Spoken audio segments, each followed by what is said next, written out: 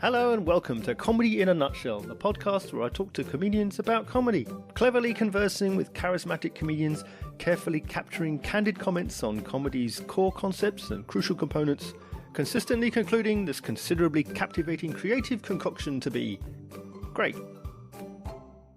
I'm the comedy nerd who's seen more than 1,500 comedians perform live comedy, and you can find out more about my journey in comedy fandom on my website, thecomedynerd.com. If you like to hear what comedians have to say as much as I do, then please like, subscribe, rate, review, and share the podcast. Thank you. My guest this episode is well known on the queer comedy cabaret scene as drag performer and ghost whisperer Seance, and this year takes that character and a debut show under his own name to the Edinburgh Fringe. It's comedian Dan Wye. How far back do you remember comedy as an influence on you? Was it a big thing sort of growing up? Yeah, I was always the class clown. If anything, comedy was something that got me in trouble all the time as I grew up. Teachers used to always say that they liked me as a person, but they hated me as a student. Mainly because I think I could make them laugh still, you know? And then kind of like a big love language in my family is comedy. I think we have the ability to kind of like scream at each other, but then there be some humor within it. So yeah, it's always kind of been a big part of my life. Just more like naturally wanting to make people laugh, or just being an absolute attention seeker, to be honest.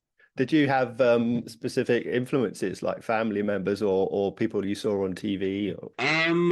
I don't know. Well, my dad's very funny. My dad's really funny, and like me and him are very similar. He is just straight, but he's very camp as a straight man. But I can't really remember there being any influences on TV, to be honest. I think it was maybe more me just being this kind of like kid in the closet. And it was maybe more of like a defense mechanism. That's like, if I can make you laugh, then that's, safer for me. Or you can call me gay, but I will say something funnier. But I think it kind of stemmed from that, really. Yeah. So what was your path then into comedy for yourself? What made you want to do comedy? Well, actually, I wanted to be an actor, Mm-hmm. God bless. And a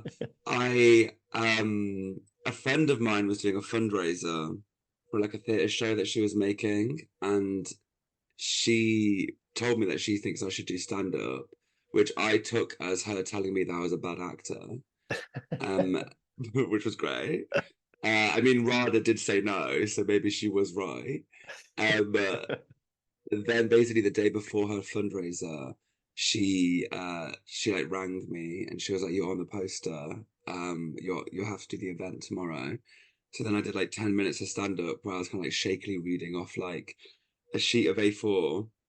But then afterwards I was like, this is it. Like, this feels really great. Well, it felt good. It felt like quite like kind of what I was supposed to do. And then I kind of and then I did stand up for a bit. And then I've got like a comedy drag character that I do as well called Seance. It's like a ghost whisperer. Mm-hmm. And basically I came up with that character like a couple of years into stand up when I was emceeing this gig in Soho, and I'd been ghosted by some guy. Like, he just never texted me back. So then I was making this joke on the stage saying that he must be dead. That's why he's not texted me back. And I was like, we have to contact him from the dead. And I was like, I can't be Dan. I've got to be like a higher being. So maybe something like Seance. And then afterwards I was like, that's a great character. So I developed that character. Mm-hmm. And yeah, so I was kind of tricked into stand-up, to be honest with you. But look at me now. That's interesting because obviously I'm aware of the character Seance, but also I've seen you do stand up as yourself. Mm-hmm. I mean, Seance is a character that is grand and flamboyant and extravagant, and obviously channeling other characters. So you've got characters within character, and then opposite to that, you've got Dan, who is yourself or a version of yourself. Are you a character of yourself as well when you're performing? It's interesting. Recently, because Seance took over so much, and I'm doing this new show, like this new stand-up show, just as Dan. So it's been interesting to be like going back to like where my roots were within this like industry. And is there a character? I don't know. I think there's obviously embellishments, but I've been trying really hard to kind of like connect to like the meisms within the show. Like I've been trying to I think a really good stand-up, of course, like has a good joke rate, but I think like the most important thing is that the audience watch the stand-up and they kind of want to be your friend, or like they want to hang out with you, they want to hear your stories. So I've been really trying hard to figure out what that is like within me. I mean, it's quite easy, like, because I guess like a big part of my brand is kind of just being like a charming gay, which is like actually like a very like it's quite a universal brand. Like it's quite easy for people to come and be like, oh yeah, I want to hear the funny gay person chat, because I guess it's kind of like being at like a dinner party, you know, or like at a wedding. Like you want to sit next to the gay at the wedding, you don't want to sit next to like the father of the bride. So yeah, I guess there's definitely an extension of self, Mm. but I am also trying to like figure out like what it is that I'm saying, or like why it's important for me to want to be on that stage telling like the stories that I'm telling. Mm. Um but I'm probably not as intolerable as I am on stage in real life. Uh I think also I found out recently, I found out with doing this that like I'm a lot more low energy than I've ever realized. Like Seance is such a low energy character, which I just kind of thought was damism. Like I quite like the idea that like I'm not working hard for you, like you come to me for the jokes. Um, uh, but then as I'm doing like more dance stand up, I'm realizing that my energy is quite low for that as well, which is hard. Like I kind of thought I was quite a high energy, you know, like ADHD kid, but a lot of the time I'm just like this long drawl of a voice, just being like, come listen to me talk about plumbing. That's interesting again. I'm very curious about this idea of a comic on stage is playing this sort of version of themselves, but also, like I say, Seance is such a big character in herself. I mean, do you find that you have freedom in that character to be things that you would never be, perhaps? um, well, that character allowed me massively to connect with a part of myself that I uh felt like I could never be. Like in terms of as a kid, I was so camp. I was like dressing up all the time. I would like that was like really natural to me. And then obviously you feel a lot of shame towards that. Like people bully you about that. You Mm. kind of hide that away. So like the Seance character really helped me in terms of like reclaiming what I'd lost as a child that felt so natural to me. Mm. And yeah, it means that like with Seance, like the main point of me creating that character was the idea of like creating a whole world, but like a character who could be possessed and become other characters, I thought was really exciting to me. Yeah. So it does mean that like I can be loads of other people, um and also like I wanted to do that like more comedy cabaret at that time because I wanted to sing, I wanted to like have all these smoke and mirrors and like music and all these things that I had like as a theatre kid. Mm. I wanted to bring that to the art form. Um, so definitely, like Zense has managed, like, has helped me to really find places within myself that I never thought I would, and like places in the community. Like, it's really nice doing this character because I get to be linked to the drag community and the cabaret community as well as the comedy community. Mm. So it means just like I've met so many amazing people and been able to be in so many amazing like alternative nights and like this Halloween also like we got flown out to Colorado to like perform at the hotel where they made The Shining and like weird like spooky things like that which I just never would have done as Dan, you know. I think that answers the question. I'm not quite sure. What about when you're preparing your show? Because obviously this Edinburgh, you're taking an hour show for Dan and for Seance both. mhm. When you find yourself putting together material, do you find yourself saying, "Well, I can't put that in this show because Dan wouldn't say that, but Seance might say that." So you sort of you write things, but then you have to decide whose voice that's in. Yeah, I mean, they do luckily have very different voices in a sense that like just different styles of comedy. Like, Mm. Seance is like a lot more wordplay and like puns and like again that kind of like damism Mm. aspect of sometimes you can say a terrible joke, but it's the glance that you give to the audience afterwards that kind of tells them that you got them, Yeah. and that's where like you can get a big laugh from that. Mm. Whereas like with the dance stuff, I'm trying to stay clear from the comedy cabaret aspect because like that's already a string to my bow that I presented. Mm. So I kind of just want to do just like good storytelling. Like it is just very stand up in its style. Yeah. But there are jokes that because I've done seance so long now as well, Mm-hmm. I do just have like a Rolodex of things. So like even last night when I was in Bristol, there was like things that happened that I just have like a like a joke in my mind that's like, oh, this is a perfect joke, which might be a seance joke, but I do believe that I wrote it. So it is my joke. Whoever says it, it still came from me. And yeah, there are certain jokes that like maybe I have thought of for Dan and then put it into like a seance thing years ago to kind of like beef up a section, and then kind of thought actually that bit is for Dan, and I think that bit would still work for this show here. Mm. But like luckily their voices are very different, and like if I'm writing intensely for one of them, I don't think about the other. Like my brain isn't not in that kind of space of looking for like silly jokes. It's more like, oh, what's a good story, or Yeah. things like that.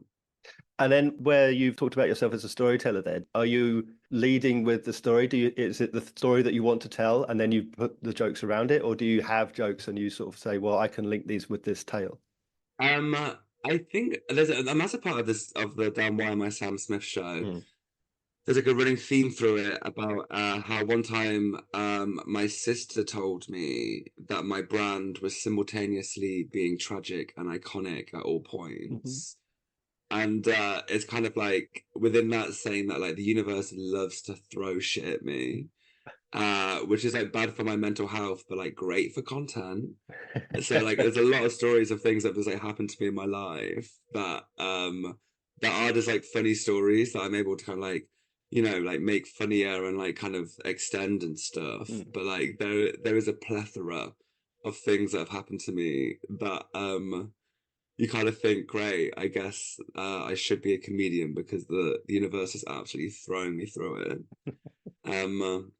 But then also like the beauty of like I think the beauty of also the stand-up thing is like the main part of the show is about how people thought that I was Sam Smith, but Mm. like at first, like kind of iconic, people think you're a celebrity, but then it got to the point where like people think you're an A-list celebrity. So then it got so difficult to like walk down the street, and it became quite tragic in the intensity of it all. But like the power of turning something into an anecdote, it gives you the autonomy to be like, okay, like this is how I process a lot of the things, is being like, how can I make this a funny story? Like, how can this get a positive reaction from an audience that makes me feel good about this thing that actually in reality was quite difficult? Mm. Which Yeah. I think is a beautiful thing about comedy. Yeah. What about the improvisational side of it? Because I can only imagine that you get more flex with seance to improvise and the audience interact and things like that. Less so when you're trying to tell a specific story. Do you build in improvisation into into the set? Yeah, I try and ask like questions. Like I think sometimes the hard thing to figure out as a comedian is the right question to get like a good response from the Yeah. audience.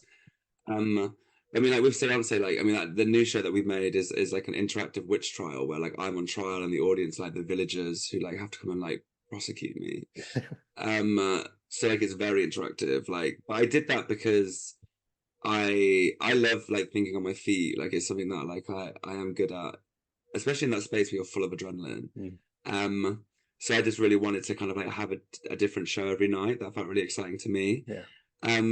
With the dance stuff, I'm trying to at the moment the show is too long, so we're trying to like cut back and for there to be enough room for me to like play around, because that is like my favorite time Mm. is when I've got enough space to kind of be like, oh great, like I can just have this funny little ad lib with this person, or when there's a space for me to have a conversation with the audience.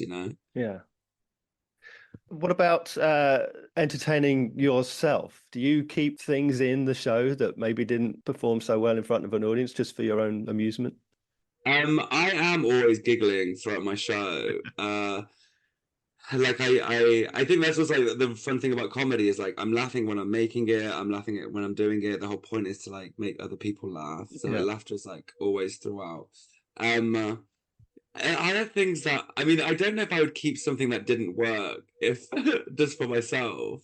I think a lot of the time is like me laughing at the absurdity of something, or like just me laughing at the response that something gets, or like what I've gotten away with on stage sometimes makes me giggle. Mm. I think it's also important sometimes as a character, like especially seance, to like let the mask slip a little bit so that people can see the person beneath it. Mm.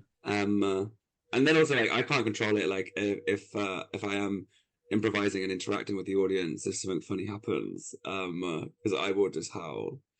But then that's the whole point, you know. I get a free ticket to my own show. How about shows by other people? Do you still watch that kind of entertainment for yourself? Are you able to watch it in the same way? Yeah, I mean, I don't think I'm able to watch it in the same way. Hmm. Um, uh, because I think you sit there and I mean, you've written for so many years, you've seen so much stuff, you've done so many shows that like you can kind of guess where the joke's going. Hmm. But I mean, like, last night I did like a work in progress with Hugh Davis, Hmm. and there's moments where I was like, okay, I think I know where this is going, and then you're surprised, and you're like, oh wow, it's gone this place, and that's really fun to kind of watch. I still do try and watch comedy, of course. Like I do try and go to like Soho Theatre and see as much as I can. Hmm. Um, uh, I mean, when I'm in Edinburgh, normally the thing that I prefer to do is like watch theatre because, like, in the afternoon, I'd rather cry than laugh. You know, I think it's a better release just to sob at some like sixth formers play. Yeah, they make me cry as well, for different, Yeah, possibly yeah, for different reasons. no, it's the lack of talent. It's the lack of talent that makes me cry, and how much money they're obviously spending to be there. That makes me sob. Tears, tears, tears. So, developing yourself as a stand-up and as a cabaret artist as well, did you take guidance? Did you do courses? Yeah, I was lucky enough to be a part of the Soho Theatre like outreach course. Mhm. So when like I did a few gigs, like after my friend tricked me at her fundraiser to perform, I did like you know, the gigs that everyone does, like the Comedy Virgins and all these other things. Mhm. And then I then did the Soho course for stand up, which was great. It's just like a great space for you to kind of like start to learn the craft, but also like meet people um who also have the same passion as you. And then I got invited to take part in their first like cabaret and drag course. Like Soho had seen me perform, and like I like made some connections with the team, Mhm. and then they kind of said to me that they think I'd enjoy like this course, and then it was on that course that I made Seance. So that was a great help for me, to be honest, and like Mhm. it's really nice as well because it means that I've built that relationship. Like the director of my dance show is Lee, who's like one of the main comedy producers at Soho, and like Mhm. he's seen me since like the very beginning. So it's been really lovely working with him because he really understands my voice. It also means that like I have a relationship now with Soho that like I can ring them up and be like, I'd love to be your Halloween show, like with Seance. Mhm. And they're like, yeah, like come put on a new show, which is like really nice to have that trust. Yeah. Especially in a space that like when I first moved to London, you know, you always go there. You kind of like dream of being able to be a performer in that space. Mm. I mean, the Soho Theatre Bar is hell, you know, it's absolutely pure fresh hell. Um, uh, but yeah, it was very useful for me to do that. Mm. How are you in under like competition pressure or competing against other shows at the Fringe for attention? Do you have a competitive streak? um, do I have a competitive streak? I'm trying to see how that comes out in me. I think Edinburgh's super hard for that. You know, it's not natural for us to be competing with people like at the same time. Mm. Like there are so many acts that you're competing with that you'll just never be in the same, like area of the industry. You know, Yeah. um, do I have a competitive streak? I don't know. I think I've got quite a high no, I think I've got quite a low tolerance for the pain of rejection. So like I think that's difficult sometimes where, you know, like sometimes a low audience number can feel like rejection, or like a joke that you know has worked every single time can feel a bit like rejection, and sometimes I can feel a bit hurt from that, which, you know, is I mean, it's hard because you're presenting yourself, your art form, like all the hard work. Mm. There's a lot of pressure, so sometimes it can be difficult to kind of like detach yourself from it feeling personal. Yeah. But me just shaking from the PTSD of past fringes. But I don't know if I'm competitive, you know. I think no one's on my level. How can I be? No, joking. No, I don't think I'm competitive, to be honest. Like, I'm excited to be around people who I love and to be around like good performers and all of us just trying to, like, you know, do what we've always wanted to do, I guess, you know. Yeah. I say that later. That's my Miss World. That's my Miss World acceptance speech. You know, like, peace to all. Whereas actually, they're like, what do they get from the Guardian? How dare they?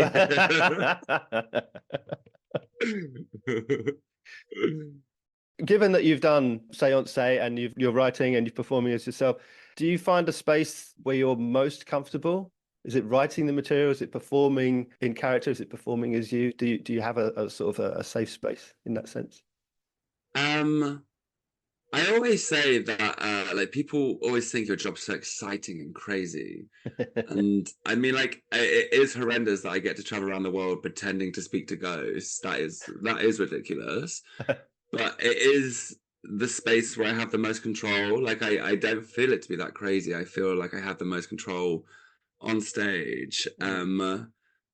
So, like, I was quite a naughty kid growing up at school. So, like, I was told off a lot unless I was, like, in a school play when I was, like, the star.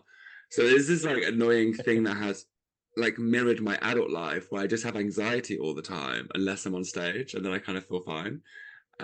Which is honestly so gross to even say. A tortured artist. No, I feel very safe in Seance, you know. I think the interesting, I mean, Seance, you know, is a character that can, like, contact the dead. I'm psychic, so I can, like, read your past, read your future. I can, like, I'm a witch, you know. So there's so many things, like, on stage that protect me. I hold all the cards. There's nothing you can do. I'm also a high status, like, tall drag act, you know. So there's so much power within that character. So, like, you know, like, I've never been heckled in a way that no one's ever won in a heckle. Like, it's kind of a place where I'm like, okay, let's bring back your dead nan. Let's see what she's got to say about this. I guess I'm finding it interesting with the dance stuff. I still find it very comfortable because I'm trying to, in the show, I trying to talk about us, like, not necessarily being, like, in a comedy space, but in, like, the smoking area of, like, a gay bar, and we're having, like, a chat, and, like, that's kind of the space where, like, I can hold court and I'm trying to, like, create that environment in this room. But I am realizing how much of a mask Seance is. For the first time, I realize actually how much of a defense it is to put on all that makeup and all that costume and to be a different person. Like, even though it's an extension of me, and, like, I slip into Seance's voice all the time, and which is horrible. Sometimes I'll meet someone for the first time, and the first thing I'll say is a joke, and it'll be in Seance's voice, and that person will think I'm, like, 6'5", sounding like Judy Garland. In this, like, soft ASMR tone, but yeah, I do feel safe in all of it, I think, but especially Seance. It's interesting that you use a word like protection. So, I mean, do you surprise yourself at some of the things that she says? Because you're protected by this costume, by this makeup, by this stage setting. You're not showing the vulnerability perhaps that you're showing as Dan, but then she might say something that then surprises you. Yeah, I guess there definitely are some times that, like, I'm surprised that, like, if it was me on that in that situation, I'd probably be, like, shaking and be terrified. But because I'm Seance in that situation, like, I just have all the power. And yeah, I'm a massive believer, especially on stage, of, like, I remember before, one of the main people who helped me create Seance, like, with the Soho course, Lucy McCormick, who I love, is an incredible artist. I saw her do Triple Threat, which is one of the most amazing shows, where she just, like, it was less saying things with words, it was, like, using her body. Like, she was naked a lot of the time, and it was this crazy show, and it was brilliant. And then it kind of inspired me the first time I ever performed Seance, which was the showcase at Soho Theatre, where I wanted to do, like, a crystal ball gag, where I'd just get my balls out. And like, I'd never been nude on stage, and I was like, oh my God, I just don't know if I can do that. That feels crazy to me. But I just seen Lisa McCormick did this insanely brilliant show where she was fearless, and like she really sets the rules in that room, which I really enjoy like watching as an artist. Like someone who's able to kind of be like, oh no, this is my house. You're invited to my house party. So these are the rules. So then like I kind of like did it. I got my balls out on stage and pretended to contact my crystal ball and just kind of ended up saying, oh, I've got a cyst. As I'm just rummaging up my own ball sack. Which I don't know if that's art. I don't know if that's art, but it's kind of, you know, that's the foundations of Seance.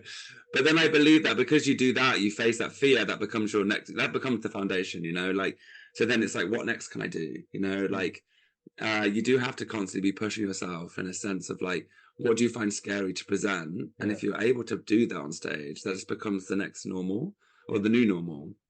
And then you could become braver and braver as an act.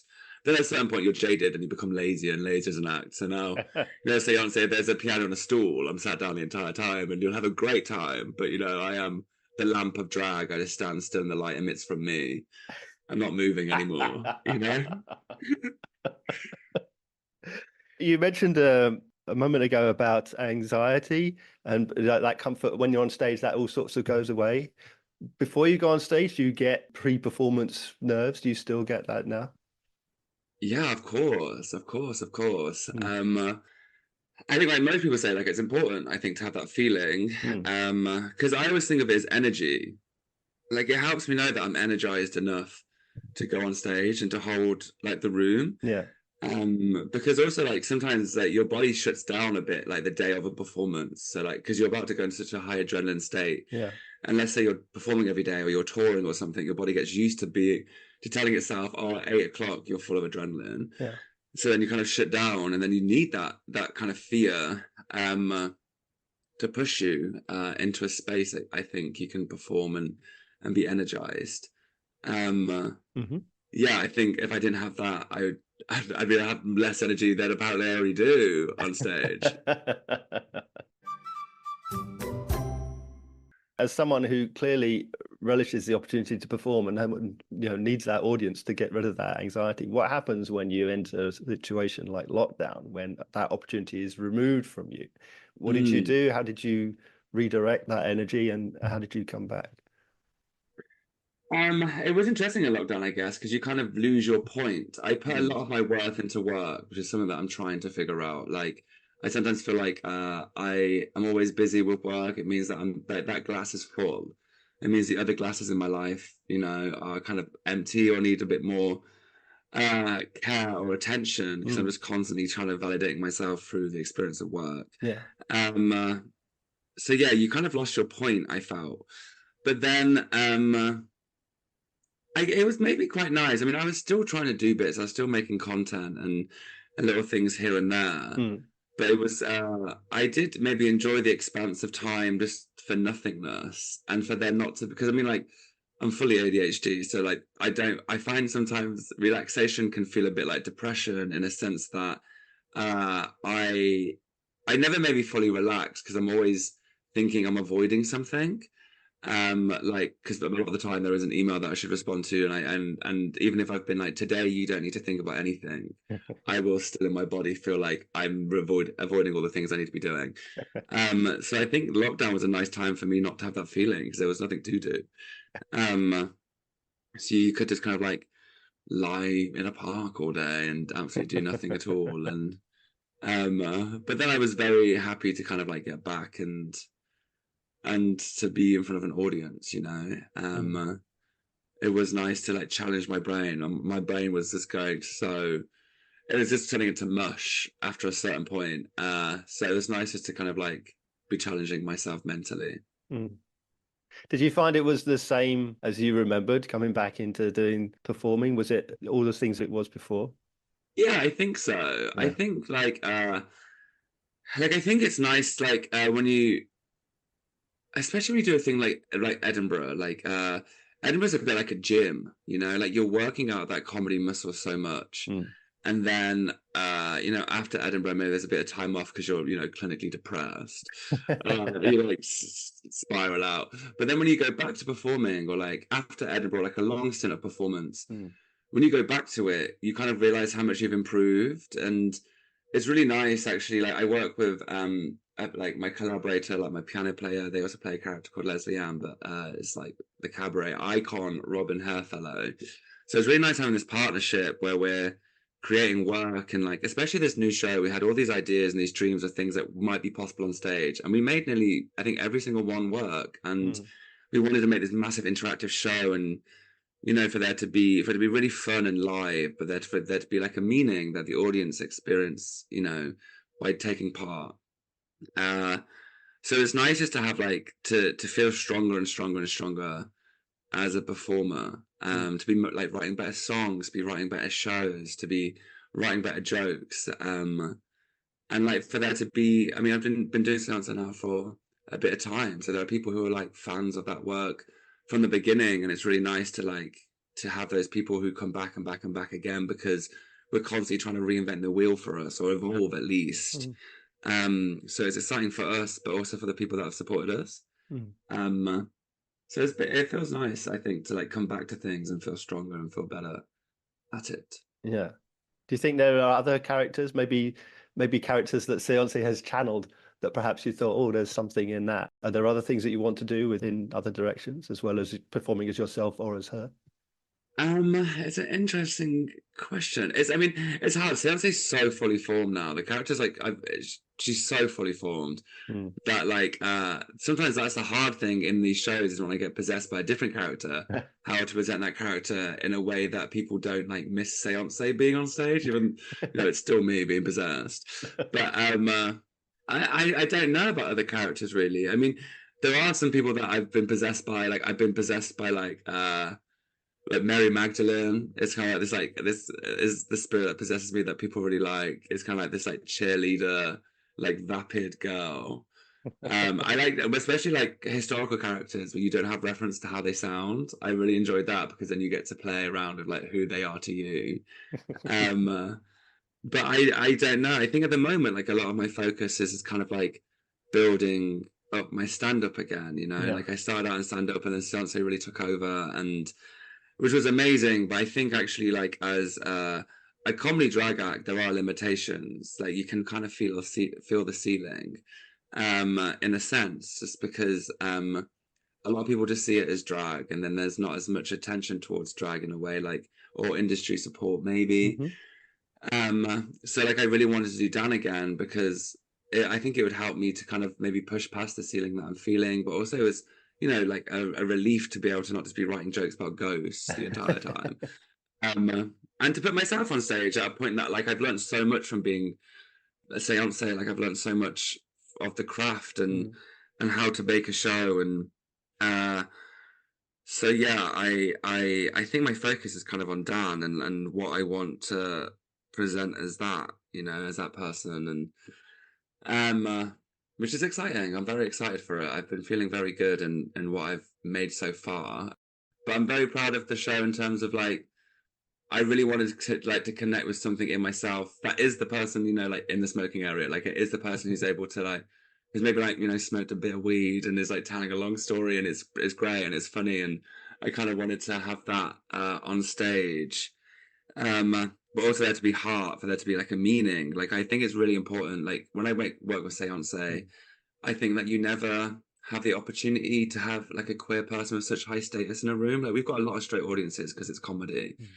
So like, a lot of the time it's maybe someone's even first experience of drag. I always say that, like, we're not necessarily a political act, but if in that sense, like, we are a gateway act where people will come and see us because of the comedy genre.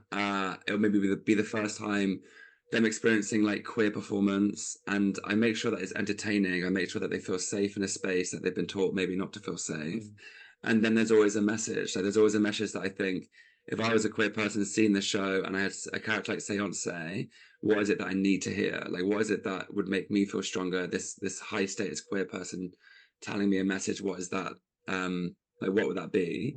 And I think the same for the Dan thing. It's kind of saying, like, it is a show about identity, but like, it's a show about like my identity being, taken away by the fact that people simply thought I was someone else. And it's kind of examining things on stage that maybe like an Edinburgh Fringe audience isn't like an East London audience, you know.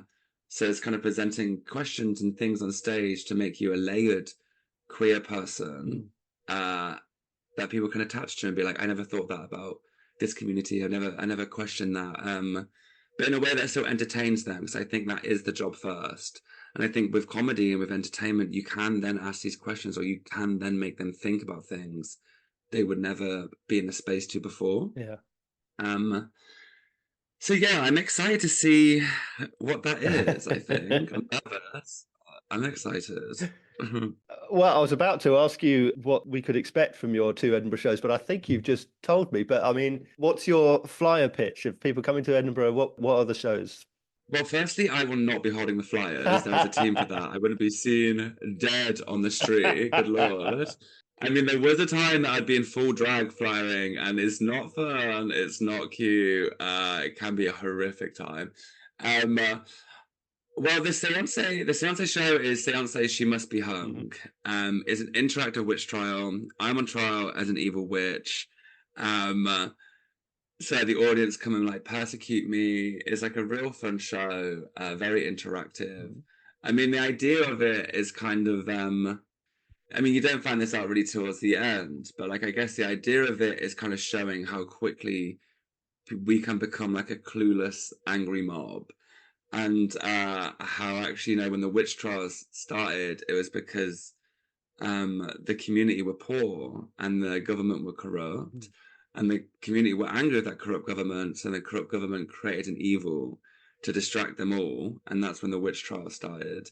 And it's kind of just presenting something that has a very like clear reflection to the culture wars that happen today and have happened, you know, throughout history, but like a very like fun and stupid way. Like, you know, I'm possessed by loads of different spirits, and like Leslie Ann, who's played by Robin, is like my murderous accomplice. So they're kind of like my extra defense lawyer.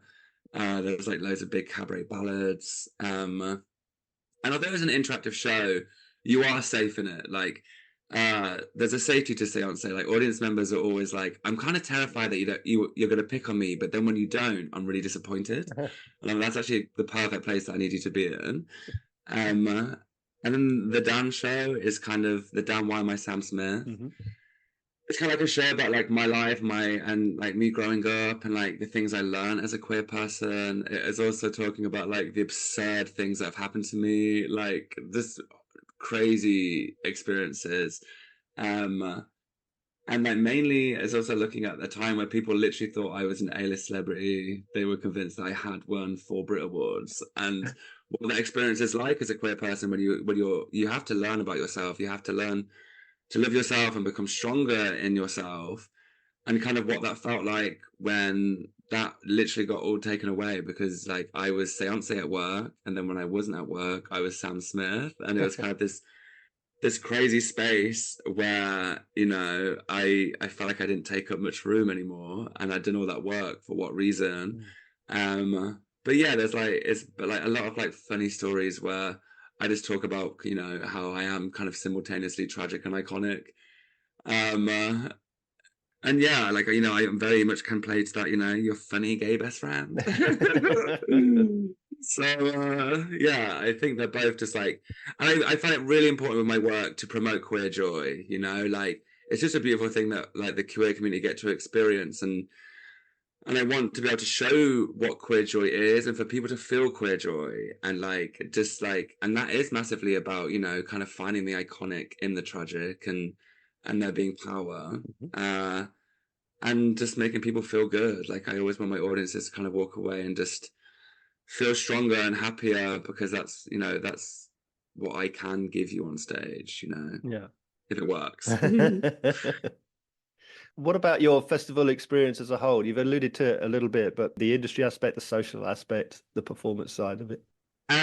It's the Edinburgh Fringe. It's hit and miss, you know. There's sometimes I mean, the Edinburgh Fringe is, when I first made Seance, I'd made Seance for like maybe 3 months, and then I decided to go to Edinburgh Fringe.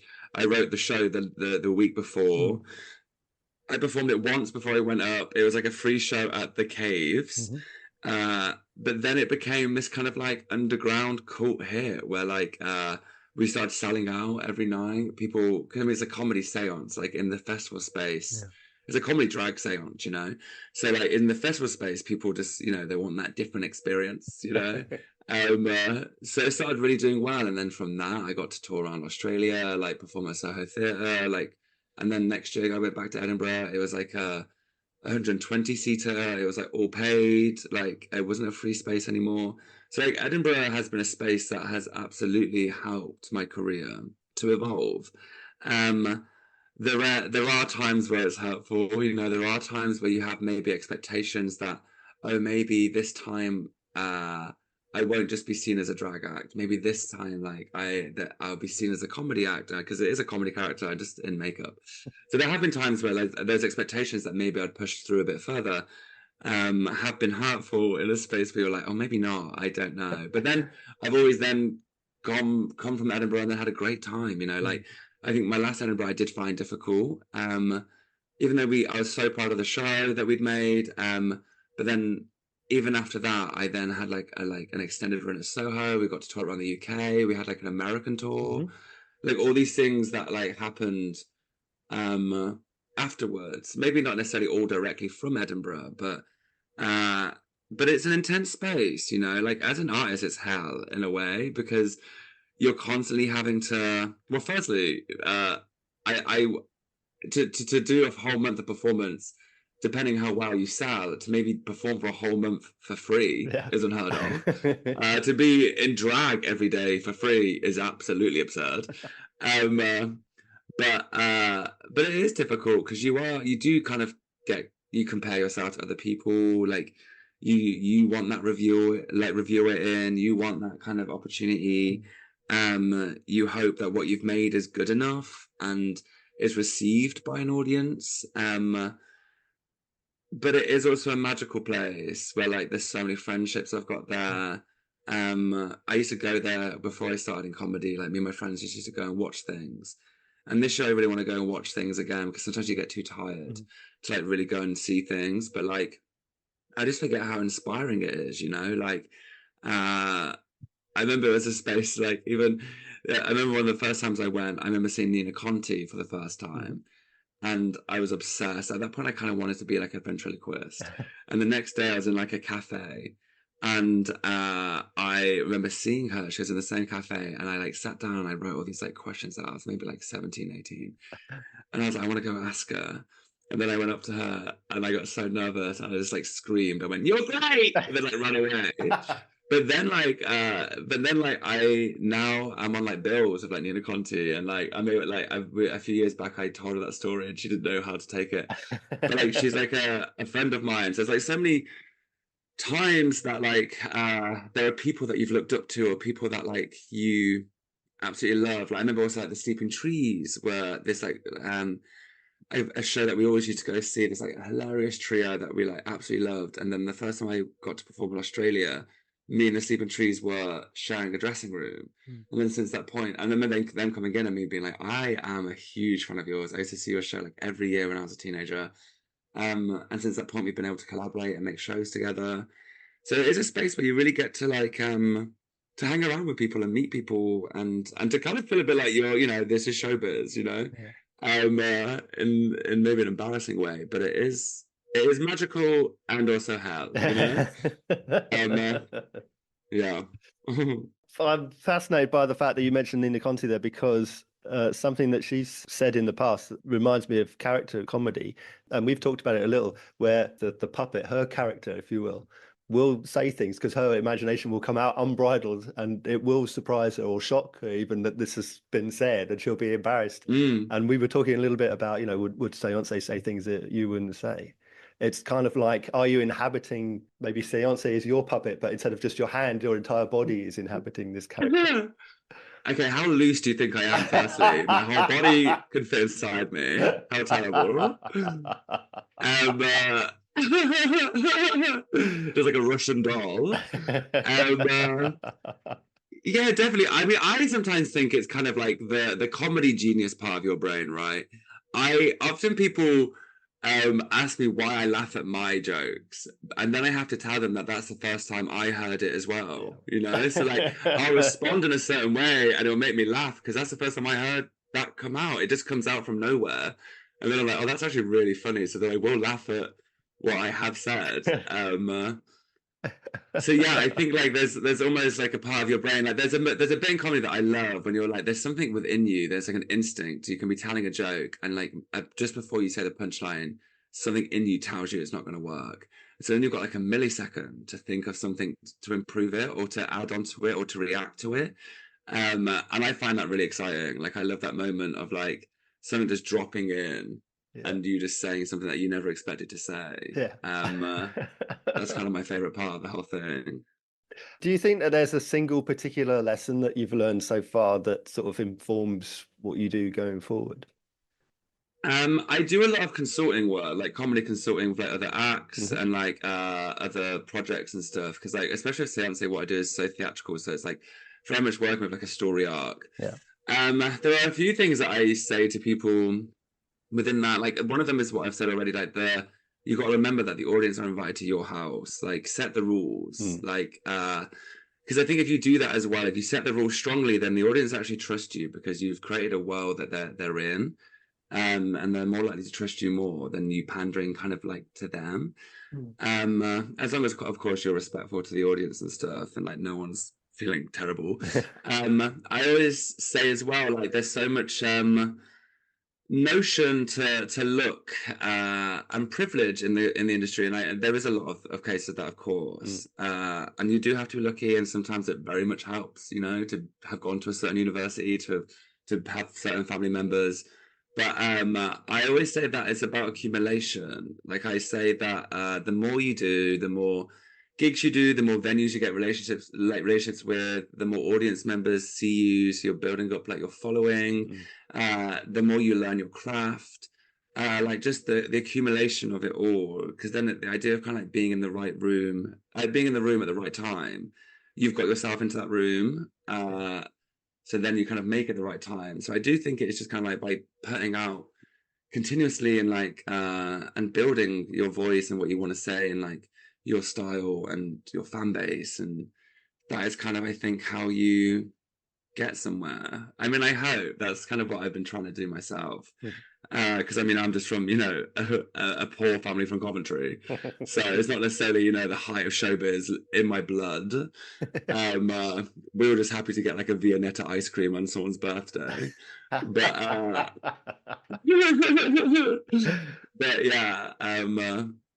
yeah, I think and annoyingly, confidence is just key. Like if you do something confidently, if you commit to a joke, if you commit to a bit, it will work.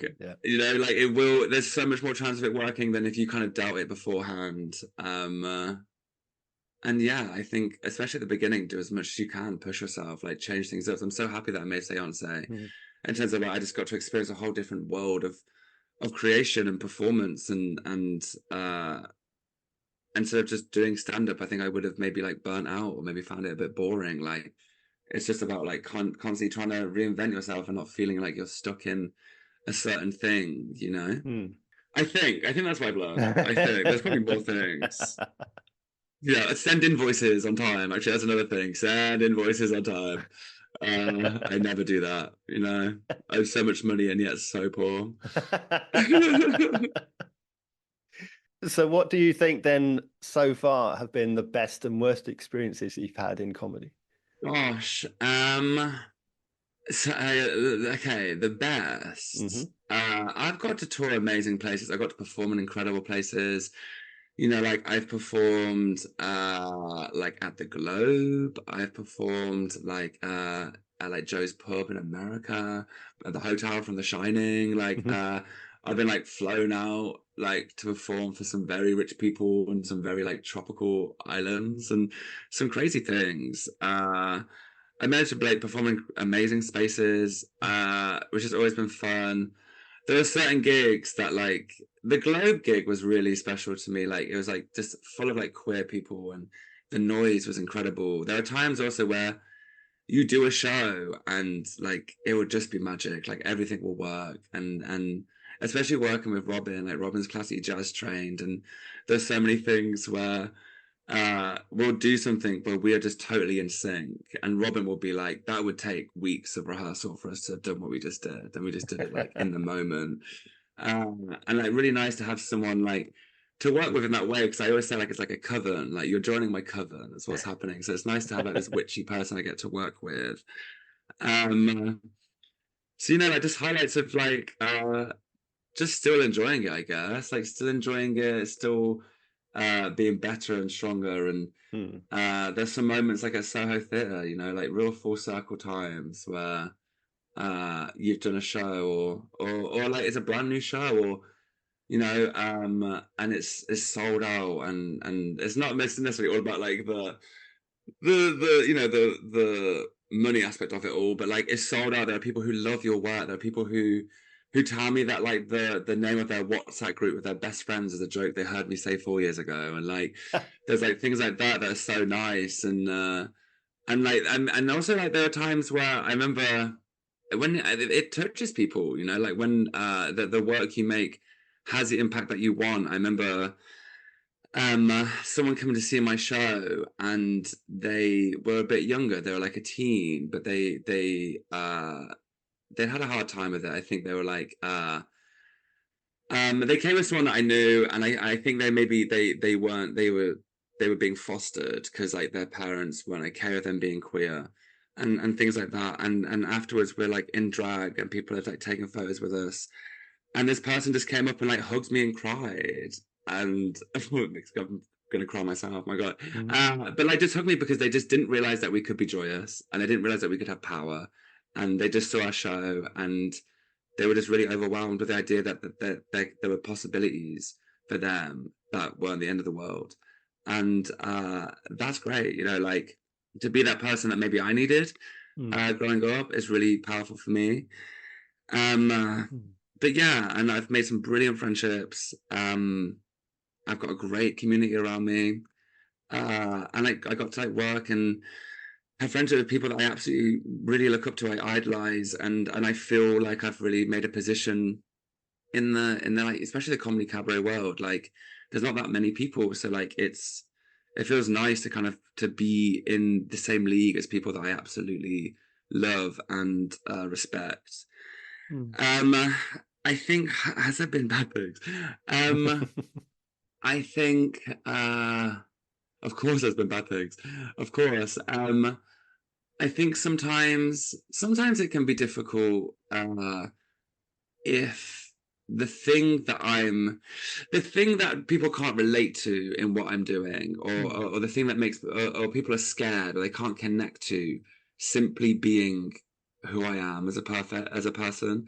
There are times, the reason I made Seance really was because I was quite tired of the comedy circuit of sometimes being the only queer person in the room, and it being this like kind of like full of old men who don't like who don't care about my life, so why would you laugh about it, really? And sometimes in drag you can be in a space and you're like, you're not connected with this because I'm in drag, actually, and I find that to be quite derogative, and I find that to be quite hurtful. So there are times, especially like when you realize that maybe it is harder, maybe you do have to work a bit harder because it's a more difficult time for you. Because also I really believe in not diluting your story. I believe in not pandering to people. Like I want to kind of create work that's funny enough that I can in detail talk about me, like going to a sex club, and like Mandy from Nuneaton, who's like 50, won't be like recoiling back, but like she'll be connected to the story and be laughing and seeing me as a human being. I think a lot of the time that is not what we get afforded as queer people. So I think in those spaces when I realize that actually because of who I am, this situation is harder, I do find that hurtful. I do find that hard.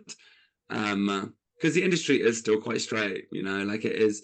I'm still very, very much an alternative act, especially Seance, simply because I'm in drag. But I mean, we do so well, we've been very lucky, but I think those times are hard. But then again, I've got a great circle of people, and I continue to try and make good work. And I think that's actually the most important thing. Like, no matter what the experience of Edinburgh or these things are, if you're proud of the work you're making, then you at least have something to sit on, you know, to like lay back on and kind of be like, that's okay. Like, if that didn't hit, I'm still proud of what I'm doing.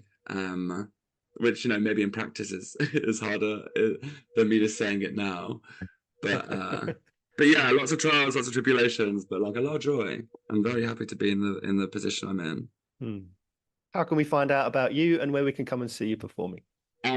So you can follow me. I on Instagram is at Dan.Wye, W-Y-E, like the river in Wales. Is what I have to tell to people on the phone all the time. So in Edinburgh, I'm doing only a few seance shows this time round. Mm-hmm. We're doing seance She Must Be Hung at Assembly. There's only like 5 performances of it. I'm very excited. I hope, even though there's a few, because I think Seance has got like a good name in Edinburgh, and I think people really enjoy it as a part of the festival. So hopefully people are able to come. And then mainly I'm doing Dan Wye and my Sam Smith at the Pleasance. That's basically every day, which will be very exciting. It's kind of the first time that I have presented a stand-up hour as Dan, especially at the Fringe. So I'm interested to see how that goes, how that feels. And yeah, like TikTok, all those things, if you just search Dan Wye, I shall be there. Yeah. And so finally then, my last question, Dan, how would you sum up comedy in a nutshell? Gosh, I think there's nothing closer to God than hysterics. That is comedy in a nutshell for me.